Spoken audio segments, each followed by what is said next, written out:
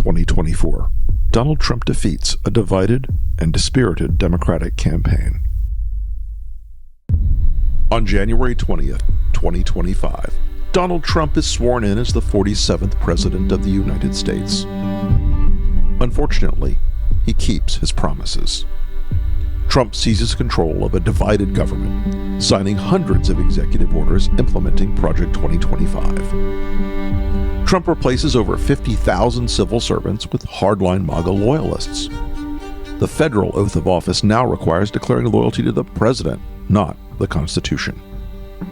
Protected by the Supreme Court's grant of total immunity for official acts, Donald Trump orders the Department of Justice to arrest members of the January 6th Commission, current and former DOJ employees, and political opponents for treason, election interference, and conspiracy. He declares it to be an official act.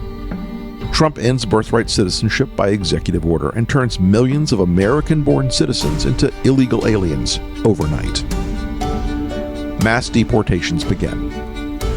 Hundreds of thousands, including legal U.S. residents and American citizens, are imprisoned in newly built camps. Protests erupt. Trump addresses the nation from the Oval Office, invoking the Insurrection Act and declaring the protesters a danger to American sovereignty. He orders the National Guard to use deadly force to suppress the protests. In the wake of the bloody violence, Trump declares nationwide martial law, awarding himself new powers under the freshly signed American Sovereignty Protection Order, which defines protest of immigration policies as non-protected speech and a threat to national security.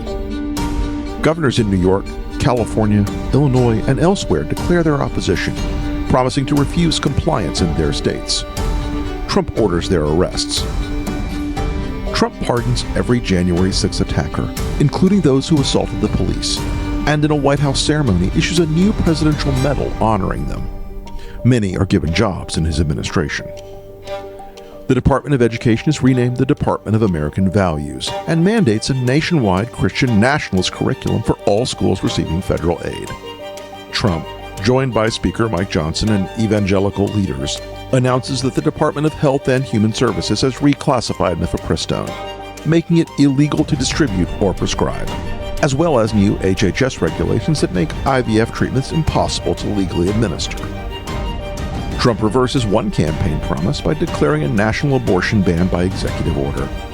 Challenges to his authority are rejected by the Supreme Court, which has seen new appointments from Trump after it was expanded to 12 justices.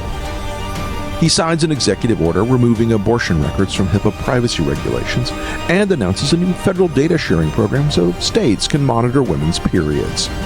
Thousands are detained while crossing state lines under suspicion of seeking an abortion. Trump's acting Secretary of Defense, a disgraced ex-general, fires over 400 generals and admirals, leaving the military leaderless. Other Trump appointees purge the ranks of the CIA, FBI, and Department of Justice. By executive order, Trump withdraws the United States from NATO and ends Pentagon cooperation with Ukraine. Russian tanks enter Kyiv. Vladimir Zelensky is killed. It is announced that Trump will run for a third term, claiming he was unfairly cheated in the 2020 election. His Supreme Court ultimately agrees with this interpretation, paving the way for Trump's 2028 re-election. If you hear all this and believe it isn't possible, then ask yourself, what did you believe was impossible just 8 years ago? This isn't a fantasy. It's Trump's plan, and he's counting on you to believe it couldn't happen.